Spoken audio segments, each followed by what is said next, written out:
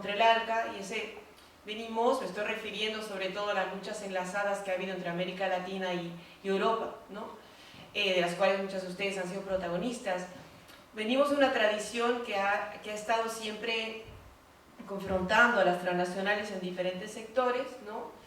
Nombrándolas como por sus nombres y apellidos, detectando, digamos, toda la estructura corporativa que hay detrás y vinculándolas con los acuerdos o con el régimen de comercio e inversiones que estaba sosteniendo su, digamos, bueno, que estaba defendiendo sus intereses, ¿no? Los famosos tratados de libre comercio, de protección de las inversiones, ¿no?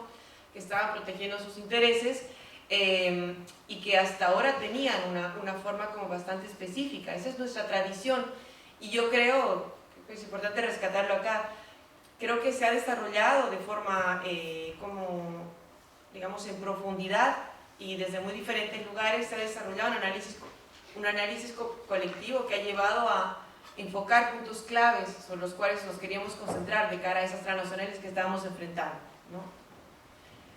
Pero hoy en día, fíjense, si miramos la inversión extranjera directa en América Latina, ¿no?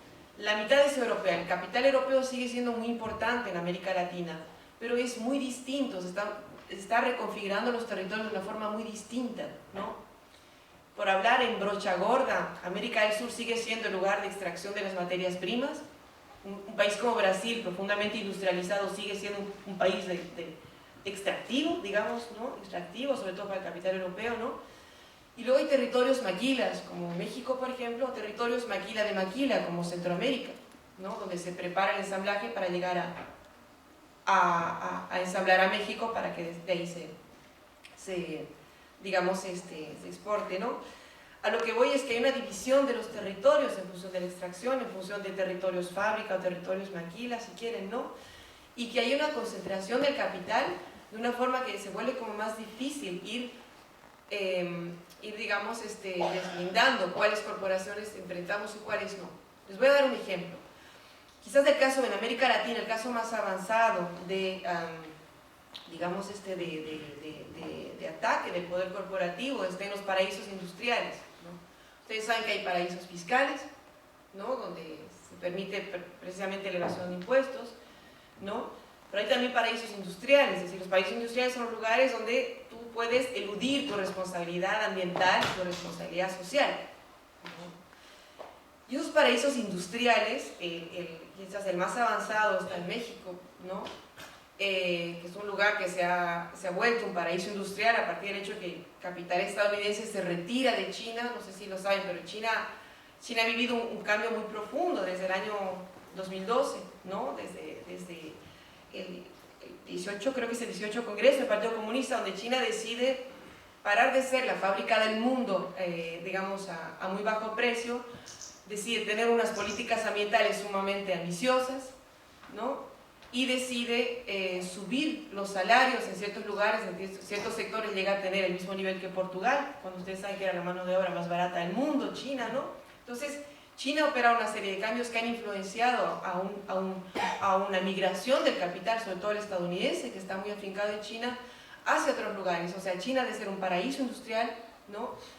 Al intentar cambiar eso, genera el hecho de que se desarrollen paraísos industriales en otras partes. ¿Qué quiere decir como muy concretamente un paraíso industrial? Para que vean, o sea, a qué nos enfrentamos ¿no? Cuando hablamos de paraíso industrial. Ya no es, yo me enfrento a Telecom Italia, ya no me enfrento a Endesa, ya no me enfrento a Repsol, me enfrento a una zona, por ejemplo, en la cuenca de Río Atoyac, donde hay 20.400 empresas implantadas, ¿no? En una sola cuenca, 20.400 empresas implantadas. Eso es un paraíso industrial, donde tienes Volkswagen, pero donde tienes centenares de empresas que están nutriendo a la Volkswagen para la fabricación de coches, ¿no? Con todo el conjunto de componentes, ¿no? Que implican la construcción de un coche, ¿no? Entonces, a lo que voy es que cuando hablamos de un paraíso industrial o de un territorio maquila, un territorio fábrica, estamos hablando de una complejización realmente de la articulación del poder corporativo sobre el territorio, ¿no? Y eso tiene que ver realmente con la necesidad de crear un régimen por encima de las legislaciones nacionales que proteja digamos, la operación de esas empresas, ¿no? Y el cruce, el solapamiento, ¿no? La colaboración y la buena coordinación entre diferentes tratados de libre comercio y tratados de protección de inversiones para asegurar que en esos territorios se pueda operar de esa forma, de una forma impune, digamos, ¿no? Entonces, eso es lo que yo creo tenemos enfrente. Desde América del Sur, yo soy sudamericana, creo que es importante mirar, ¿no? Mirar que también a futuro, México viene a ser también un ejemplo de futuro, digamos, que nos espera si sigue avanzando el capital en nuestros territorios, ¿no? El día que paremos de ser países de extracción de materias primas a países fábricas nosotras mismas, ¿no? Entonces, bueno, ese era como un primer apunte para ver la complejización de parar de luchar frente a una empresa o denunciar una articulación, digamos, de la impunidad de una empresa a como ellas mismas se están articulando dentro del territorio, ¿no? Quisiera apelar también aquí, yo creo una de las principales riquezas que viene el análisis colectivo que hemos desarrollado en los últimos 20 años, todas nosotras, ¿no? Que tiene que ver con detectar por qué y cómo había o se estaba dando la impunidad corporativa, ¿no? A través de 70 casos de 54 multinacionales entre 2004 y 2010, ¿no? Varias de nosotras hemos participado en el proceso del Tribunal Permanente de los Pueblos que juzgó al capital europeo en América Latina en una multiplicidad de sectores, ¿no? Y ese análisis colectivo ha llevado a detectar, digamos, algo que ya Allende denunciaba cuando denunciaba a las transnacionales, ¿no? En el 72 de la ONU. Es el hecho de esta profunda asimetría que existe entre los derechos humanos y entre los intereses corporativos. Pero ojo con algo, si existe a nivel internacional una protección para los intereses corporativos, debería ser lógico pensar que se les pueda pedir, digamos, rendir cuentas a esos intereses corporativos. Y ese es el enorme fallo que hemos detectado en nuestro análisis colectivo, ¿no? Y que muchas personas que están acá podrían desarrollar mucho más. Yo espero que en la plática podamos también profundizar. No veo aquí algunas de nuestras sabias y sabios en este tema, ¿no?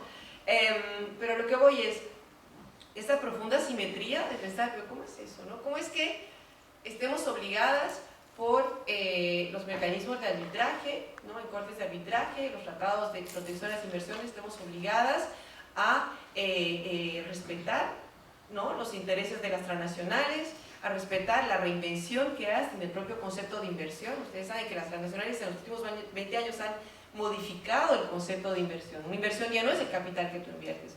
Una inversión es lo que hubieras, digamos, podido ganar si te hubieras quedado en ese territorio, ¿no? O sea, realmente han modificado un montón de conceptos, ¿no? Los han naturalizado. Entonces, ¿cómo es eso, no? Que nuestros derechos no puedan ser defendidos con el mismo carácter rotundo que son defendidos los intereses de las corporaciones, ¿no? Entonces, esa asimetría, ¿no? Les voy a dar un ejemplo como muy concreto, que se ha plasmado entre las Naciones Unidas con los códigos voluntarios, ¿no? Entonces, ese es el régimen que tenemos ahora, es un régimen en que las empresas pueden respetar los derechos humanos, pueden respetar el medio ambiente, si así lo deciden, ¿no? Son los principios voluntarios que hay para las transnacionales, ¿no? En este régimen de principios voluntarios hay un estudio de Corporate Human Rights Benchmark, que es un think tank que hace el seguimiento de las transnacionales, un estudio del año pasado, 2018, ¿no? Sobre las 101 empresas globales más importantes en la industria textil, el agronegocio y las industrias extractivas. Y es un estudio basado en los principios rectores, basado en los códigos voluntarios, y que entonces que les pregunta a ellas hasta qué punto están cumpliendo con los derechos humanos y hasta qué punto están cumpliendo con la legislación ambiental, ¿no? En función de lo que ellas declaran, ¿vale? Entonces nos estamos moviendo en lo que ellas declaran y voluntariamente. Y es impresionante, ¿no? O sea, el estudio sobre la declaración, digamos, sus propias declaraciones, dice que 40% de estas empresas, de estas 101 empresas, no ha podido certificar que aplica mecanismos de diligencia debida, que es lo mínimo que puedes hacer, ¿no? Sobre los derechos humanos. En 70% de los casos, sobre todo en el sector de la confección, ¿no? La confección de la ropa y la agricultura, no se tiene ninguna medida para proteger a los derechos de la mujer, siendo que la mano de obra femenina es, digamos, la mayoritaria en estos sectores, ¿no? 70% de los casos estudiados por la propia delegación de las empresas. Menos del 10% de las empresas tienen alguna política de protección de las personas que defienden los derechos humanos, ¿no? Con el grado de violencia, de criminalización y de asesinato que hay de las defensoras de derechos humanos, llama esto la atención. Y la mitad de las empresas del sector textil y agronegocio, esto es a nivel global, no solo es América Latina, ¿no?, incumple los compromisos de prevención del trabajo infantil en las cadenas de suministro, ¿no? Esto es en función de lo que ellas declaran. Entonces, la conclusión de ese estudio es decir, bueno, hay 5 empresas que digamos, se están comportando mejor, ¿no? 2 de ellas, a personas de esta sala les llamarán la atención. Eni, ¿no? Entonces, Eni es caracterizada en este estudio, según su propia declaración, o sea, siendo lo menos exigente posible, es caracterizada como, digamos, por el cumplimiento de los derechos humanos y un importante grado de transparencia, ¿no? Entonces, Elena nos podrá ilustrar sobre eso, pero cuando se sabe que Eni tiene mínimamente un caso abierto en la Fiscalía Italiana, ¿no?, por una corrupción de más de 1.000 millones de euros, ¿no?, en Nigeria, un caso de corrupción, entre otras cositas, ¿verdad? Segunda empresa destacada por el estudio, la Vale, ¿no? La Vale. Entonces, yo creo que aquí durante estos días las y los compañeros del MAVI nos van a poder ilustrar sobre la violencia sobre el territorio y los cuerpos que está implicando la impunidad, la Vale, la minera Vale en Brasil, ¿no? Entonces, esas empresas son como consideradas estrellas en ese ámbito, ¿no? Entonces, yo creo que realmente eso está demostrando esa necesidad del cambio de paradigma que, por suerte, digamos, estamos operando desde los movimientos a partir de ese análisis colectivo que hemos desarrollado. Ese cambio de paradigma quiere decir que vamos a pasar y vamos a por ello, ¿no?, por más que sea muy complejo, de tener un derecho blando para los derechos humanos a tener un derecho duro para los derechos humanos en lo que refiere a las empresas transnacionales, ¿no? O sea, el hecho de pasar a tener códigos voluntarios para las transnacionales en respeto a los derechos humanos y el medio ambiente, a pasar a tener códigos obligatorios para las transnacionales, ¿no? Es importante pensar que frente al poder corporativo se debe ir mucho más allá. Estamos hablando de este cambio de paradigma que no deja de ser una reforma, un mayor control sobre actores que finalmente son profundamente nocivos al mundo y que sencillamente deberían ser desmantelados, ¿no? Entonces, lo mínimo que estamos haciendo es avanzar en controlarlos, en neutralizar su poder, neutralizar la impunidad con la que están operando. Ese es el proceso en el que digamos que hemos ido empujando desde la sociedad civil, en alianza con organizaciones que están más implicadas con los derechos humanos, en las Naciones Unidas, ¿no?, desde 2014, en lo que llamamos el Tratado Vinculante sobre Empresas Transnacionales y Derechos Humanos, ¿no? Es un proceso, yo diría que es sumamente complejo. No sé si lo saben, pero las Naciones Unidas son un ámbito absolutamente cooptado por el poder corporativo y donde el poder de países como Estados Unidos, Europa y aliados que con mucha claridad defienden los intereses de las transnacionales, ¿no?, se siente, es un poder que se siente ahí, ¿no? Les doy un ejemplo a nivel de grado de cooptación. Los actores con los cuales lidiamos en Naciones Unidas, aparte de Estados Unidos y Europa en particular, ¿no?, que intentan poner un freno a este tratado, son la Cámara Internacional de Comercio y la Organización Internacional de Empleadores, ¿no? La organización es la gran patronal mundial que está dentro de Naciones Unidas. Es una patronal que es antigua ya, es de 1920, ¿no?, y que tiene el mismo estatuto de observador que tenemos las organizaciones no gubernamentales en Naciones Unidas, ¿no?, la patronal mundial. Entonces, bueno, es un actor de cuidado, ¿no? Y la Cámara Internacional de Comercio, que es también muy antigua, es de los años 20, ¿no?, tiene desde 2016 dentro de Naciones Unidas un estatuto de observador, el mismo estatuto que tiene Palestina o el Vaticano, ¿sí?, la Cámara Internacional de Comercio. Esos actores hacen una presión muy fuerte para que para que no se pueda pasar de esos códigos voluntarios frente a las transnacionales a códigos obligatorios, vinculantes frente a las transnacionales, ¿no? Entonces, eso es lo que tenemos enfrente. Yo lo que voy a comentar aquí brevemente es los principales ángulos de ataque que se han desarrollado desde el análisis colectivo, ¿no? Articulado a partir de la gente más sabia en términos de transnacionales, es decir, las comunidades afectadas por las transnacionales, ¿no? Las organizaciones de trabajadoras, de trabajadores, esas son las personas expertas en términos de poder corporativo y de su afectación, y de forma articulada una red de juristas, juristas críticos, ¿no? Y críticas que han ido, digamos, trenzando y buscando, digamos, las posibles fisuras, ¿no? en el sistema, en la arquitectura de la impunidad corporativa para, digamos, tejer demandas muy concretas y habitar este nuevo espacio que sería este tratado obligatorio para las transnacionales. Es un proceso que está siendo negociado actualmente entre Naciones Unidas, en el Consejo de Derechos Humanos, con un grupo de trabajo que le llaman de composición abierta, es decir, que los estados pueden entrar o salir en ese grupo de trabajo, ¿no? Es únicamente entre gobiernos y hay una presión fuerte por parte de la sociedad civil y de todas nosotras para poder, digamos, habitarlo, como estaba comentando, ¿no? Entonces, ¿cuáles son como las claves que a partir de la experiencia de los últimos 20 años que tenemos, estamos intentando introducir ahí dentro, ¿no? Y yo creo que es importante como decirlas porque yo creo que también son claves a partir de las cuales vamos confrontando el poder corporativo en otros espacios que este espacio de las Naciones Unidas, ¿no? Que es un espacio más, una trinchera más para enfrentar al poder corporativo, que no la única, ¿no? Y por suerte no es nuestro único plan, tenemos más, hay plan B, C, D y hasta la Z, ¿no? Para el poder corporativo. Entonces, en primer lugar, una lucha fuerte es para que el tratado se aplique a las empresas transnacionales. Es sumamente complicado porque ellas hacen presión para que el tratado se aplique a todas las empresas del mundo, ¿sí? Entonces uno podría decirse, pues mejor, ¿no?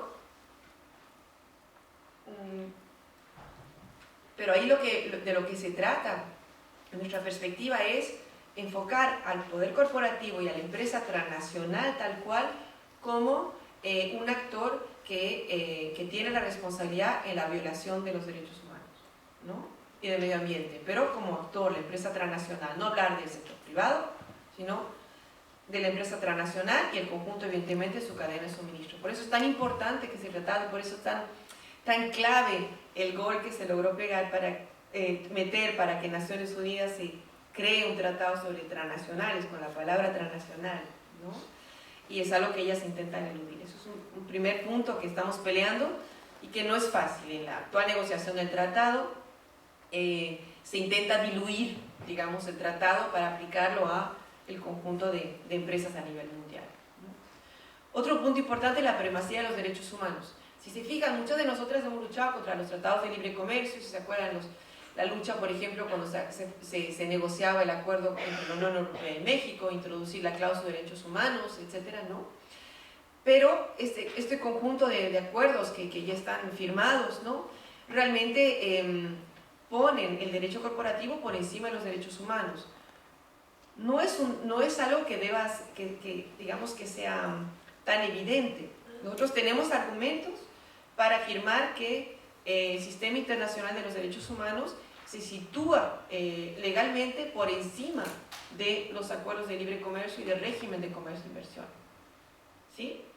Entonces, de lo que se trata, el problema es que no hay quien lo haga respetar, es lo que estamos construyendo en la ONU frente de caras transnacionales, ¿no? Entonces, esta primacía de los derechos humanos por encima de los intereses de las corporaciones, ¿no? Es una cláusula esencial, ¿no? Dentro del tratado, ¿no?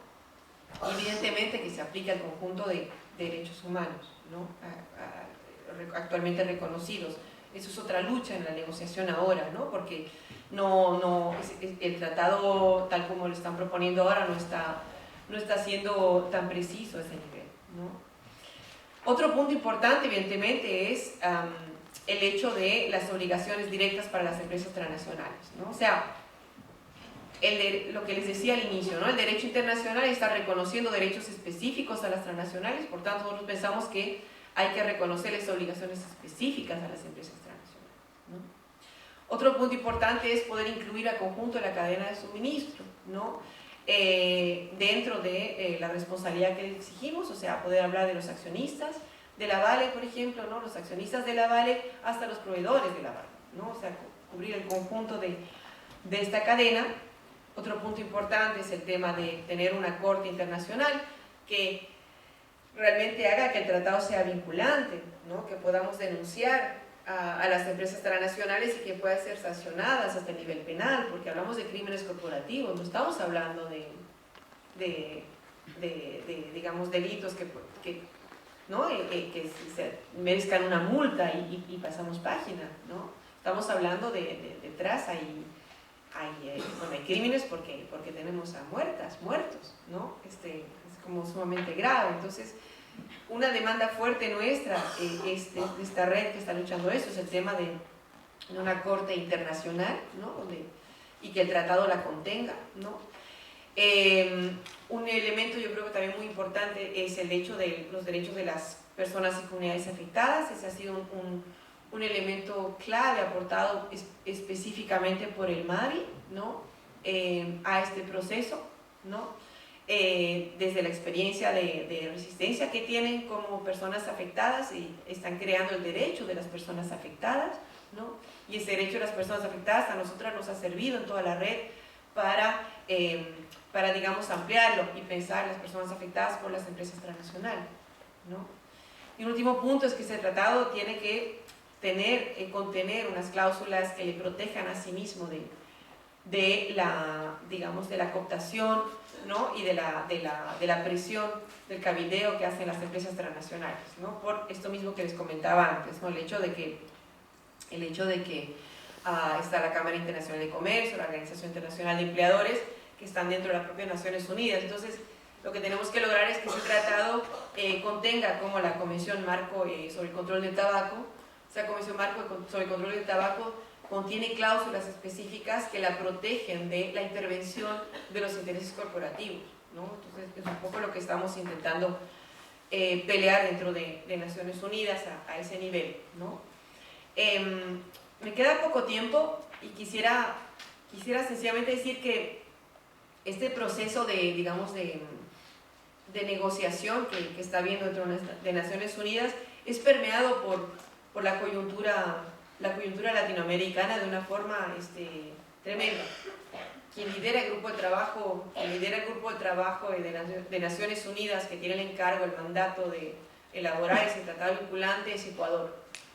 Entonces, el proceso de tratado vinculante comienza en 2014 con el gobierno de Correa y como lo saben, el gobierno de Ecuador ha cambiado un montón desde entonces, ¿no? Entonces, bueno, aquí está Pablo Fajardo, que me imagino nos comentará más sobre la coyuntura actual ecuatoriana, pero lo que quiero decir es que una capa de complejidad más en el proceso del tratado vinculante, ¿no? Viene del hecho del cambio de postura del gobierno ecuatoriano y su mayor alineación con gobiernos que tradicionalmente han luchado contra el tratado vinculante, ¿no? Como precisamente Estados Unidos, sobre todo Estados Unidos, pero también la Unión Europea, ¿no? Entonces es como, vamos a ponerlo un poquito más difícil, ¿no?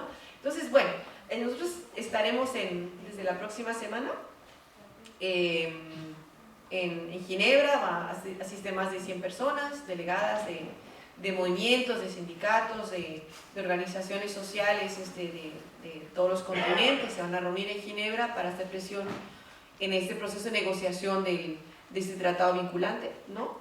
Y yo creo que mirándolo un poco con la distancia, mirándoles a algunas de ustedes con las que pues, llevamos tiempo luchando contra las transnacionales, mirando el recorrido que hemos hecho en el análisis, cómo lo hemos ido profundizando, etcétera. Sinceramente, a pesar de la complejidad del panorama internacional, me lleno de satisfacción. Creo que hemos hecho un camino muy bueno, ¿no? Que hemos llegado como muy lejos. Hemos trenzado alianzas que eran inimaginables hace 20 años, ¿no? No inimaginables por contradictorias, sino inimaginables porque no se pensaban que tantos sectores podrían trabajar de una forma tan coordinada, ¿no? Entonces, sinceramente estoy como muy esperanzada, ¿no? Pero no esperanzada en que nos pueda llegar, sino esperanzada en aquello de lo que somos capaces, ¿no? En ese sector, en la lucha contra el desarrollo contrapoder, ¿no? Frente a las empresas transnacionales, etc. Entonces quería cerrar con esa tónica no es un optimismo que les diría como superficial, estoy siendo como sumamente sincera. Yo vengo de un país en el cual hemos enfrentado a las empresas transnacionales de una forma como muy dura, ¿no? Bolivia, y desde esa mirada también, ¿no? Quería decirles que tengo como, bueno, veo que vamos bastante bien y cómo estamos luchando y trabajando, es mi parecer. Gracias.